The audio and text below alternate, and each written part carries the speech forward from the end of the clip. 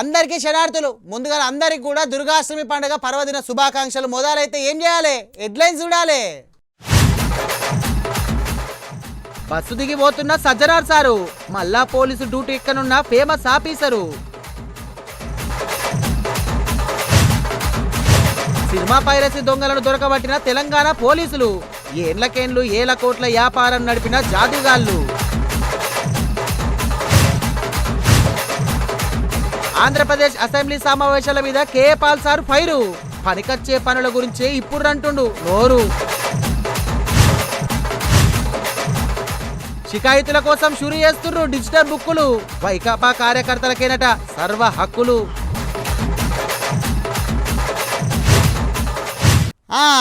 ఇక నిన్న తెలంగాణ అంతటా చూసుకున్నట్టయితే గూగుల్ మ్యాప్ మొత్తము గునుగు పూల గుబాలింపు, తంగేడు పూల తలతల కనిపించిన వల్ల ఇంటింటా ఊరువాడ మొత్తం కూడా బతుకమ్మ ఆటలే. ఆదిలాబాద్ కెంచి హైదరాబాద్ దాకా, కరీంనగర్ కెంచి కామారెడ్డి దాకా, వరంగల్ కెంచి మెదక్ దాకా, మహబూబ్ నగర్ కెంచి నల్గొండ దాకా ఎటు చూడు సద్దుల బతుకమ్మ సంబరాలే. గట్లనే మన మాజీ మంత్రి హరీష్ రావు ఇంట్లో కూడా మస్తుగా ఆడపడుచులందరూ కూడా బతుకమ్మ ఆటలతో సంబరాలు చేసుకున్నారు. వాళ్ళు ఏడుకలేందో మనం కూడా చూడాలి కదా, నడురు మరి.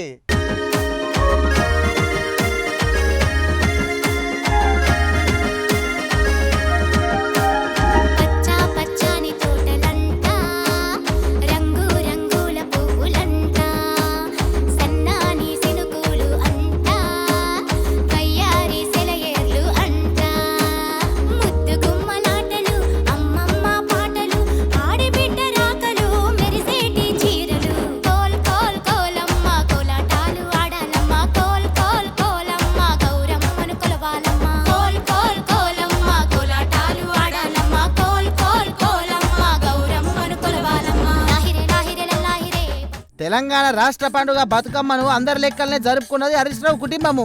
సిద్దిపేట ఎమ్మెల్యే సారు బంధు బలగం తోటి ఆటపాటల నడుమ బతుకమ్మను నిమజ్జనం చేసిర్రు. తెలంగాణ రాకమునుపు అసలు సర్కారులు ఏనాడు కూడా బతుకమ్మ పండుగకు ఇలువిచ్చిన పుణ్యం కట్టుకోలేదన్నాడు మరి మాజీ మంత్రి సారు.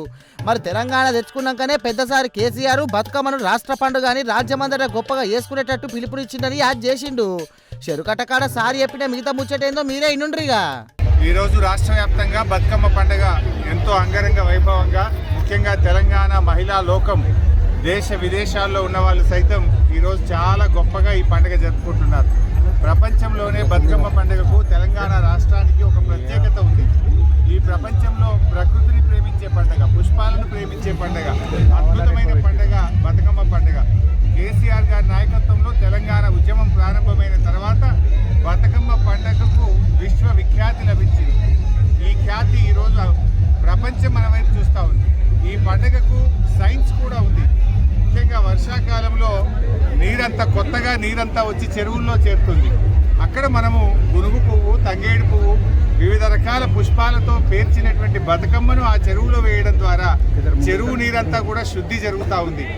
ఇది ఒక గొప్ప సాంప్రదాయము, ఒక సంస్కృతి తెలంగాణకే దక్కింది. ఇంత గొప్ప పండుగకు తెలంగాణ రాష్ట్రంలో తెలంగాణ తొలి ముఖ్యమంత్రి కేసీఆర్ గారు ఈ పండుగను అధికారిక పండుగగా జరిపారు. ఉమ్మడి ఆంధ్రప్రదేశ్లో ఇంత గొప్ప పండుగకు మన గౌరవం దొరకలేదు, గుర్తింపు దొరకలేదు. కానీ తెలంగాణ రాష్ట్రంలో ఈ పండుగ రాష్ట్ర పండుగగా జరుపుకుంటా ఉన్నాం. ప్రపంచ దేశాల్లో ఉండే అక్కా చెల్లెళ్ళు సైతం, అది అమెరికా కావచ్చు, లండన్ కావచ్చు, దుబాయ్ కావచ్చు, ఆఫ్రికా కావచ్చు, అన్ని దేశాల్లో కూడా మన పండుగ యొక్క గొప్పతనాన్ని ఇవాళ ప్రపంచవ్యాప్తం చేశారు మా తెలంగాణ ఆడపడుచులు. వాళ్ళందరికీ నా శుభాకాంక్షలు.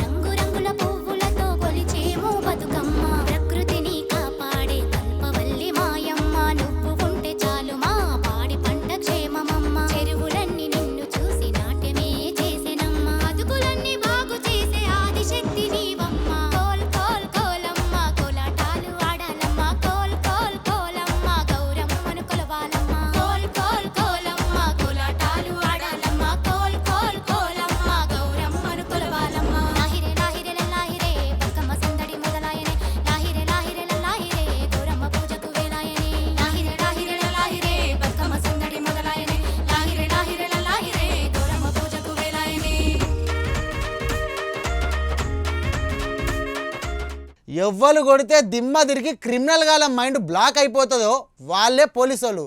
అసొంటి పోలీస్ కటౌట్కు కేర్ ఆఫ్ అడ్రస్ లాంటి అయిన మన సజ్జనార్ సారు నిన్న మొన్నటి దాకా ఆర్టీసీ సేవలు చేసిరు కదా. ఇక సార్ అయితే ఇప్పుడు మళ్ళా లాఠీ పట్టబోతాడు. పోలీస్ జీకు ఎప్పబోతాడు. ఇక లాస్ట్ రోజని ఆర్టీసీ సిబ్బందితోటి జరిసేపు జర్నీ చేసి కొలువుకు సెలవు తీసుకున్నాడు.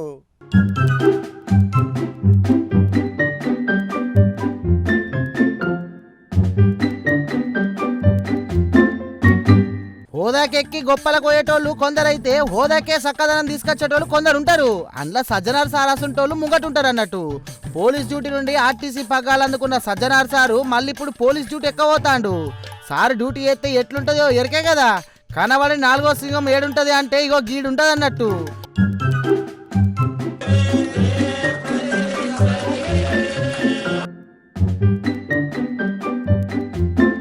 అగో గిట్లుంటది అని చూపించవచ్చిన వాళ్ళు. ఆర్టీసీ ఎండీగా ఇక సజ్జనార్ సార్ ఎన్నో సవలతులు పట్టుకొచ్చి ఇటు ప్రయాణికులకు అటు సిబ్బందికి కూడా మంచిగా చూసుకున్నాడు. ఇక సార్ సేవలు పట్నంకు అక్కేదేమో మళ్ళా లాఠీ పట్టుకోమని సర్కారు సాధారణంగా వెల్కమ్ అంటుర్రు.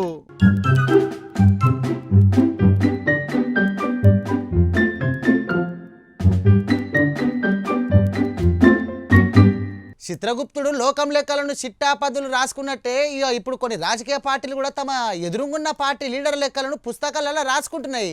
ఇప్పుడున్న సర్కారు తమ పార్టీ జెండాలు మోసేటోళ్ళ మీద కక్ష కట్టి కేసులు పెడుతున్నారని ఇవన్నీ యాది పెట్టుకొని రేపు మళ్ళా మేము గద్దెనెక్కినాక లెక్కలని తేలుస్తాము, మా తిక్కేందో చూపిస్తామని అంటాండ్రు. చూడురు మరి ఆ ముచ్చటేందో.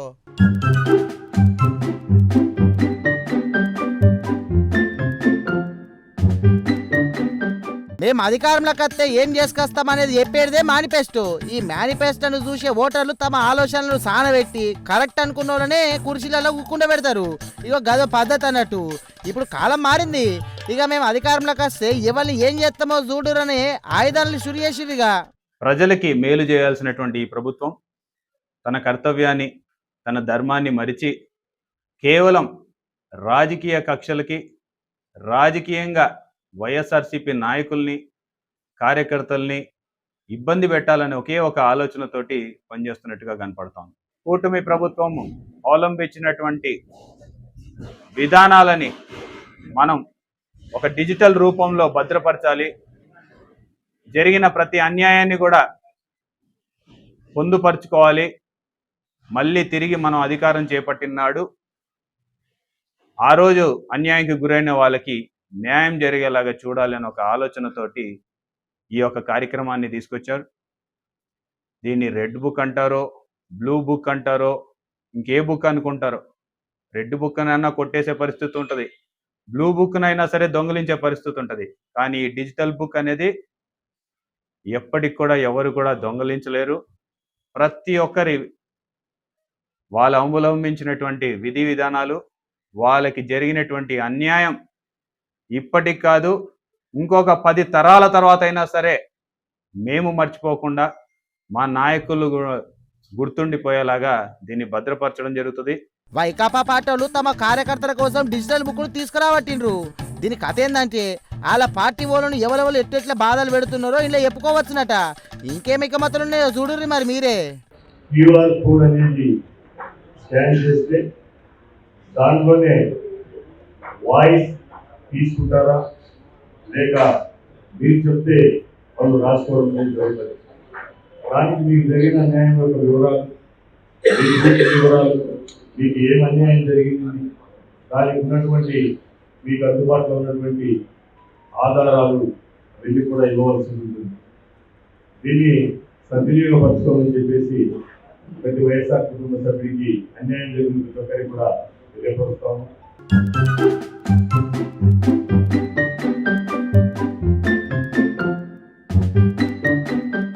పాదయాత్రలకు పెట్టింది పేరైన షర్మిలక్క ఇప్పుడు ఆంధ్రప్రదేశ్ కాంగ్రెస్ పార్టీ పెబ్బ. అయితే తిరుపతి ఎంకన్నా ఉండి ఆదాయం పైసలతోటి గుళ్ళు కట్టిస్తామని చెప్పిన టీటీడీ చెప్పింది కదా. ఇక శంగర్ బింగర మండిపడ్డది. గా ముచ్చట మీద ఇంకొక పార్టీ పెద్ద మనిషి కౌంటర్ ఇచ్చుకొచ్చిండు. ఒక్కసారి చూడుర్రి.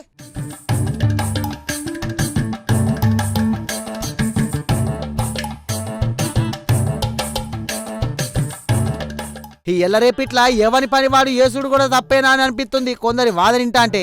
ఇది ఏం దాకా చేరిందంటే గుళ్ళు కట్టేటోళ్ళకు కూడా కాళ్ళ కట్టెలు పెట్టి కింద పడేసేదాకా. ఇది అంటుంది ఎవరో కాదు, ఆంధ్రప్రదేశ్ బీజేపీ సారు మాధవన్న. ఇక అనేది కాంగ్రెస్ నాయకురాలు షర్మిలక్కను. టీటీడీ పైసలతోటి గుళ్ళు కట్టించే ప్రయత్నం షురు అయిందని తెలిసే షర్మిలక్క షిరుబోరులాడింది కదా. గా ముచ్చటి మీద మాధవన్న మైక్ అందుకుండు గిట్లా. విఘాతం కలిగించే విధంగా తిరుమల తిరుపతి దేవస్థానం యొక్క నిధులతో సుమారు 5,000 దేవాలయాలు నిర్మాణం చేయాలని గౌరవ ముఖ్యమంత్రి గారు ప్రకటన చేసిన నేపథ్యంలో దేవాలయాల నిర్మాణం చేయటం అంటే అది ఆర్ఎస్ఎస్ ఎజెండా అని చెప్పి మాట్లాడటం ఏదైతుందో, ఆవిడికి ఆర్ఎస్ఎస్ అంటే దేవాలయం అంటే కూడా కించిత్ దానిపైన పరిజ్ఞానం లేకుండా అవివేకంగా మాట్లాడటాన్ని మేము తీవ్రంగా ఖండించాం, అలాగే ఖండిస్తున్నాం.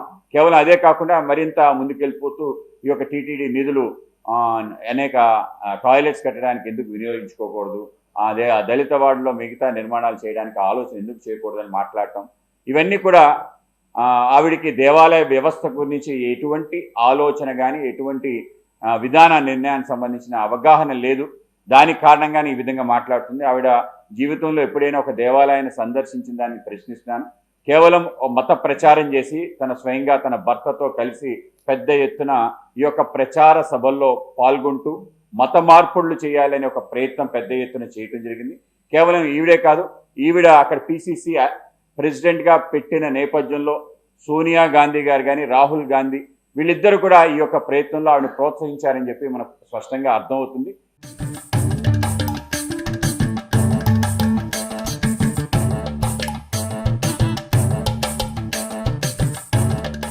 మాట దిప్పడు మడమ దప్పడు తెలివని మనిషి కేయపాలు.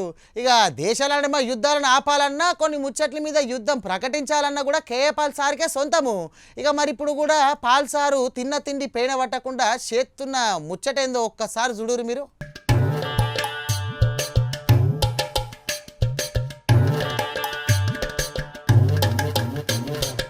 అట్లుంటది మరి ప్రజాశాంతి పార్టీ లీడర్లతోని.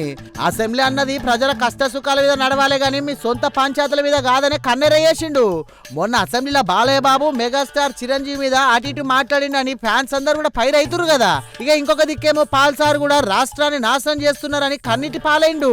ఆంధ్రప్రదేశ్ అసెంబ్లీ ఎంత అధ్వానంగా తయారైందో ఛీ అనిపిస్తుంది. లక్షల కోట్లు ఖర్చు పెట్టి అప్పులు చేసి అసెంబ్లీలు నడుపుతూ ఎమ్మెల్యేలు ఎంపీలు 1,000 కోట్లు సంపాదించుకుంటూ రైతుల కొరకు కానీ నిరుద్యోగుల కొరకు కానీ స్టీల్ ప్లాంట్ కొరకు కానీ ప్రత్యేక హోదా కొరకు కానీ నేను ఫైట్ చేస్తున్న ఒక్క ఎమ్మెల్యే కానీ ఒక్క ఎంపీ కానీ మద్దతు ఇవ్వడం లేదు సరికదా. ఇప్పుడు అసెంబ్లీలో టైం ఏం చేస్తున్నారు వాళ్ళు? ఆ కామినేని బీజేపీ ఎమ్మెల్యే అంట శ్రీనివాసరావు, ఆయన నిలబడి జగన్మోహన్ రెడ్డి సైకో అని ఆయన ఏదో అనేశాడు. అందరూ తిడితే ఇప్పుడు సారీ అంటాడు. మరి ఈ బాలకృష్ణ అయితే ఇంకా అధ్వానంగా ఆ ఎన్టీ రామారావు గారికి ఎంత చెడ్డ పేరు ఇలాంటి వాళ్ళు పుట్టడం, తాగేసి వచ్చాడని చాలా మంది అంటున్నారు.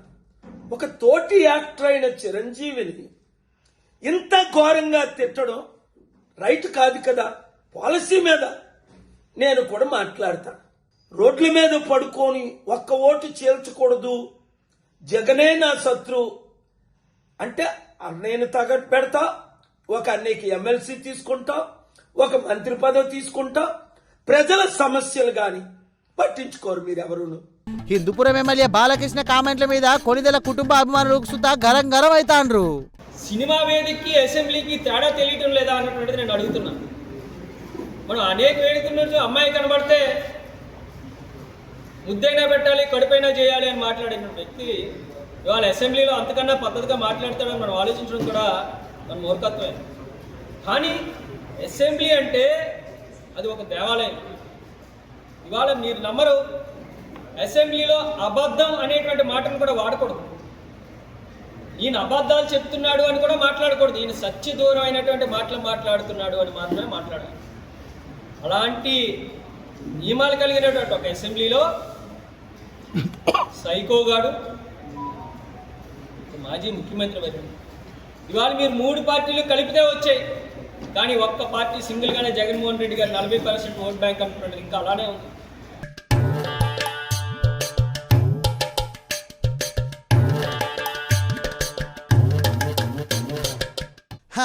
నాలుకొక ఋషి నెత్తుకో బుద్ధి అంటే గిదే అన్నట్టు పని మనసున పట్టక చేసేటి శాస్త్రాలు పదరం దిక్కే మలుగుతాయి. ఎంత చేసినా తీరని పనులు కొందరుకుంటే చేద్దామంటే పని దొరకని మహానుభావులు కొందరు. ఆ కొందరు ఇట్లా ఒక మోతేవారిని పట్టుకొచ్చిన ఆ సారు నడవట్టి సర్కస్ చేస్తున్న చూడరి. సర్కస్ సాహసాలు ఏంటో మీరే చూడరు ఒకసారి.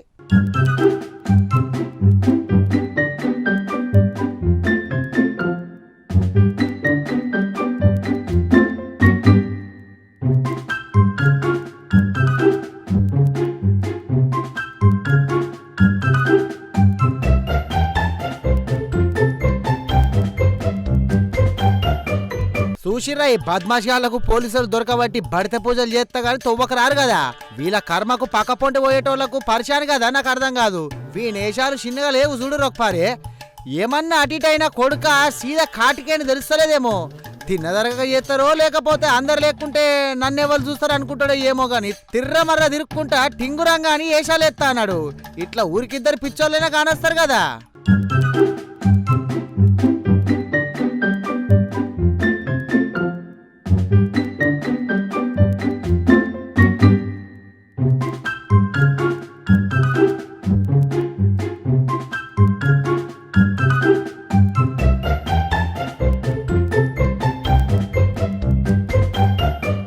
అసలు కంటే నకిలీలకే అలవాటు పడిపోతున్నారు కొందరు.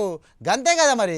నకిలీ మాటలు ఎంత తీయగుంటాయి. నకిలీ మనుషులు కొందరు ఎంత ప్రేమగా గౌరవంగా చేసినట్టు కనబడతారు కానీ గందుకే గీ కొందరు సినిమాలను నకిలీ చేసి బతుకుతున్నారు. కొత్త సినిమాలు విడుదల కాగానే ఇక ఫోన్లతోటి చిన్న చిన్న కెమెరాలతోటి రికార్డులు చేసి ఇంటర్నెట్లలో కంప్యూటర్లలో అప్లోడ్ కొడుతున్నారు. అయితే దేశం మొత్తము సతాయిస్తున్న సైతాన్గాళ్ళు తెలంగాణ పోలీసుల చేతికి చిక్కిర్రు. వాళ్ళ కథ ఏందో క్లైమాక్స్ ఏందో చూడురు మీరే మరి.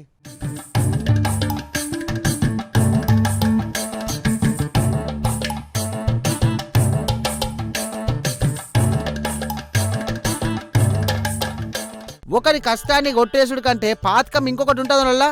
అది పైసనే కావచ్చు, పేరే కావచ్చు, ఇంకేదైనా కావచ్చు. ముచ్చటేంటిదంటే ఎన్నేళ్ళలో సంచి సినిమాలను సతాయించి కసాయి సంత పైరసోళ్ళు ఇక సినిమాను సాటుగా రికార్డు కొని ఒకప్పుడు క్యాసెట్లల్లో సీడీలలో అమ్ముక తింటుండే. కానీ ఇప్పుడు ఇదంతా ఏ కాలమే కదా. ఇక ఉన్నది లేనట్టు లేనిది ఉన్నట్టు చూపించుడు నిమిషాల పని. మరి అసలు మాయాబజార్ కాలంలో సినిమాను కాపాడుకుడు దర్శక నిర్మాతల సావుకొస్తాందోళ్ళ పాపం. ఇక అయితే ఇది చేసేదేవలు వీళ్ళ వెనక ఎంత పెద్ద దందా నడుస్తుంది, వీళ్ళ బద్మాష్ పనులకు నిర్మాతలు ఎంత నష్టపోతురు అనే లెక్కలన్నిటికీ దిమ్మ తిరిగి బొమ్మ కనబడుతుంది. అయితే ఇప్పుడు ఈ పైరసోళ్లను పట్టుకున్నారు మన తెలంగాణ పోలీస్ సార్లు. వీళ్ళ పట్టుబడుడేంది, లఫంగగాళ్ళ లాజిక్ ఏంది అనేది పెద్ద సారు మాటలను ఇందాం రండ్రి. तेलुगु फिल्म इंडस्ट्री में 2024 में 3,700 करोड़ का लॉस हुआ है. तो इतने भारी पैमाने पर नुकसान हो रहा है उनको, और उसकी वजह से काफ़ी फिल्म इंडस्ट्री में ओनली हीरो हीरोइन नहीं होते हैं, उसमें हज़ारों लाखों लोग उस पर निर्भर हैं, उस पर उसको देखकर जीते हैं, उसको काम करते हुए. तो हमने इसका बहुत सीरियसली लिया है और टीम्स बनाए थे. तो दो तरीके का अब लोग क्यों देखते हैं, उनको एक मूवी रिलीज़ होने पर उनको पहले देखना है उनको कि मूवी थिएटर जाने से पहले ही उनको देखना बोल के रहता. उसके बाद जो HD मूवीज़ हो रहे थे उसका भी रिलीज़ होने से पहले भी देखने की वो जिज्ञासा होती है. तो हमने इसका तहकीकात जो करते थे करने का शुरू किया. तो हमको पूरा गैंग्स पूरा पकड़ने के बाद ये समझ में आया है कि ये पायरेसी जो है, हम पहले सोचते थे कि ओनली कैम कॉर्डर और ये कैसे लीक हो रहा है ये सब समझते थे. अभी दो तरीके का पायरेसी हो रहा है.